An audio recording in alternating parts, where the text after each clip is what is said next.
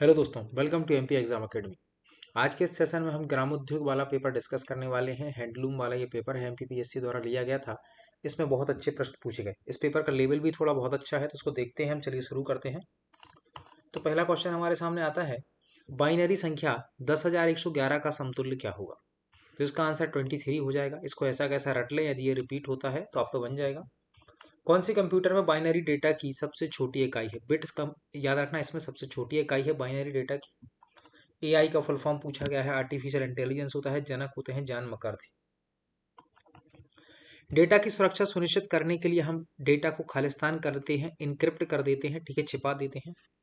Computer virus मानव निर्मित है, याद रखिए। मध्य प्रदेश के राज्यपाल को किसी व्यक्ति के दंड को क्षमा करने का अधिकार संविधान के किस आर्टिकल के तहत है। आर्टिकल 161 के तहत। किसके तहत? 161 के तहत है। चलिए अगला क्वेश्चन, मध्य प्रदेश का भारतीय राज्यों में क्षेत्रफल के आधार पर दूसरा स्थान है। पता है हमको, जनसंख्या के आधार पर पांचवा स्थान है।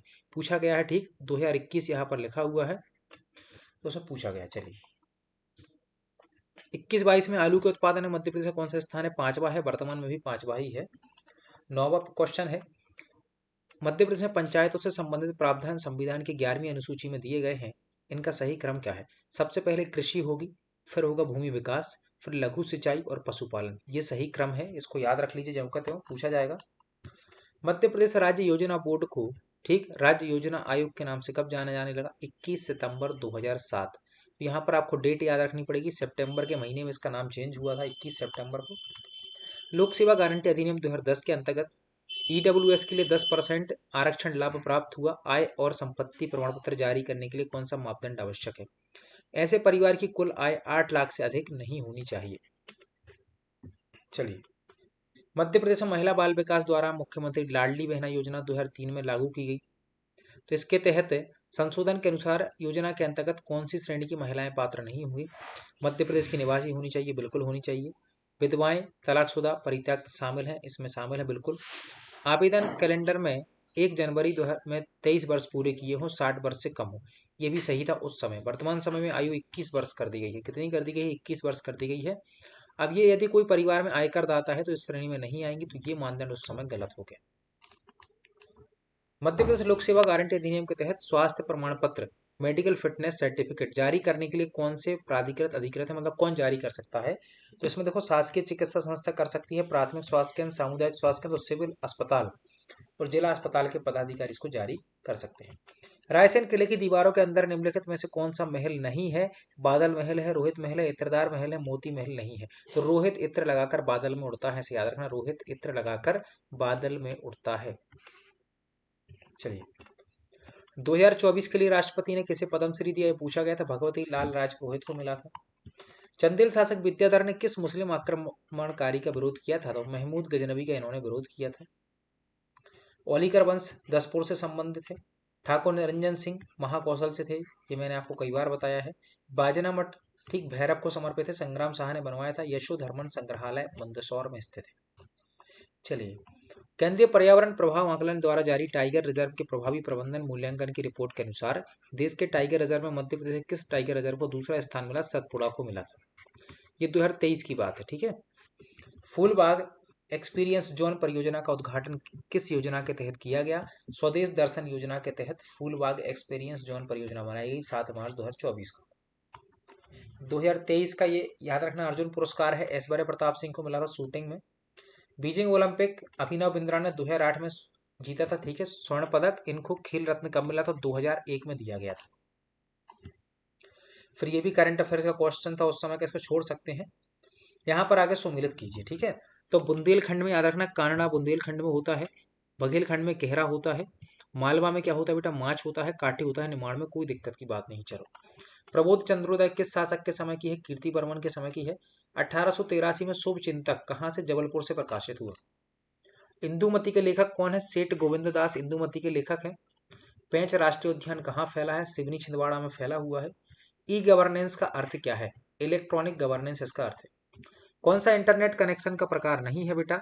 डायल अप है, वाईफाई है, ब्रॉडबैंड है। रेडियो कोई इंटरनेट कनेक्शन नहीं है। वेब ब्राउजर नहीं है बेटा। विवाल्डी है, मोजेला है, ओपेरा है, लेकिन गूगल ड्राइव कोई वेब ब्राउजर नहीं है। ये एमपीपीएससी में भी रिपीट हुआ था क्वेश्चन। वर्ल्ड वाइड वेब का आविष्कार ठीक, टिम्बर्स ली ने किया। पूर्ण रूप होता है world wide web. E commerce का प्राथमिक लाभ क्या है? कम लागत होती है, ग्राहक आधार में वृद्धि होती है, बेहतर सेवा होती है, सभी है। सबसे बड़ा कोयला क्षेत्र सुहागपुर है। महिला के लिए सबसे बड़ा क्या होता है? उसका सुहाग होता है, ऐसे ही कोयला याद रख लेना। कौन सा सही सुमेलित नहीं है? राजघाट परियोजना एमपी यूपी, चंबल घाटी एमपी और राजस्थान, ठीक है। बाण सागर परियोजना एमपी यूपी बिहार की है, ये गलत हो जाएगा। सरदार सरोवर मध्य प्रदेश गुजरात, ठीक है। इसमें महाराष्ट्र और राजस्थान भी शामिल है। इसमें हमको जोड़ी बनानी है, ठीक है। गांधी सागर मंदसौर में है, ठीक है। बरगी परियोजना जबलपुर में हो जाएगी। बाण सागर कहाँ पर बेटा? ठीक है, बाण सागर आपका यहाँ पर इसके हिसाब से, ठीक है।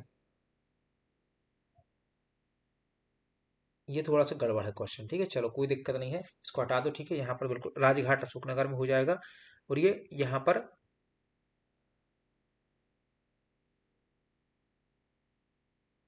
चलिए ठीक है, कोई दिक्कत नहीं है, इसको देख लेंगे। इसका गड़बड़, ठीक है। यहाँ पर इसका आंसर अभी रीवा बनता है। कौन सा सुमेलित नहीं है? अंबाह नहर 179 किलोमीटर है, याद रखना। हलाली नहर 76 किलोमीटर है। तवा नहर 197 किलोमीटर। तो बेटा इनकी ये याद कर लेना, ठीक है। लंबाई पूछी जाएगी। अंबाह 179 है, हलाली 76 है, तवा 197 हो जाएगी, बैनगंगा वाली गलत हो जाएगी। सतपुड़ा थर्मल पावर प्लांट 1963 में स्थापित हुआ, कोई दिक्कत नहीं है, ये डिलीट हो गया क्वेश्चन। अगला है विदेशी निवेश के संबंध में है, 2021 का है, इसको छोड़ देते हैं, 2024 वाला लेटेस्ट याद कर लेंगे हम। आदिवासी क्षेत्रों में स्वशासन को मजबूत बनाने के लिए पेशा कानून कब और किस अनुसूची के तहत? तो भाई पेशा कानून 15 नवंबर 2022 को लागू हुआ, 5वीं अनुसूची के तहत। क्लियर है, ये जोड़ी यहाँ पर बन जाएगी। 2011 की जनगणना के संबंध में यहाँ पर गलत बताना है। जनसंख्या सही है, 726,26,809, ठीक। इसके बाद 10 की वृद्धि दर 20.3% है। जनसंख्या घनत्व 236 हो जाएगा। लिंग अनुपात 9:31 है। मुख्यमंत्री किसान कल्याण योजना की राशि किसान के खाते में कब जानी शुरू हो गई थी? 25 सितंबर 2020 से राशि शुरू हो गई थी जाना। किस पठार की 2 प्रवाह प्रणालियां हैं, जिसमें एक अरब सागर की और दूसरी बंगाल की खाड़ी की ओर जाती है? मालवा का पठार की, ठीक है। नदियों को लंबाई से जोड़ना है। सबसे पहले चंबल नदी को जोड़ो। चंबल नदी की लंबाई यहाँ पर बताई गई है 1050 किलोमीटर, ठीक है। ताप्ती नदी की लंबाई बताई गई है 730 किलोमीटर।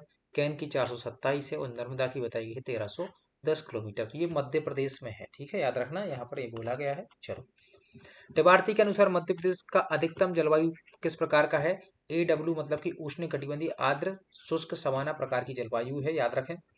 दक्षिण पश्चिम मानसून से मध्य प्रदेश में कितनी वर्षा होती है? बेटा 80 से 90% वर्षा होती है। और कौन सा इसमें सुमेलित नहीं है? तो मैंगनीज बालाघाट में है, बॉक्साइट मंडला में है, तांबा मलाज खंड में है। अभ्रक यहाँ पर गलत हो जाएगा, अभ्रक यहाँ पर नहीं होगा, भोपाल में। तो ये हमारे 50 क्वेश्चन है, इसको पढ़ लीजिए, बहुत अच्छे लेवल का पेपर है। और भी क्वेश्चन आ सकते हैं बेटा, चैनल को सब्सक्राइब करें। मिलते हैं अगले लेक्चर में, धन्यवाद।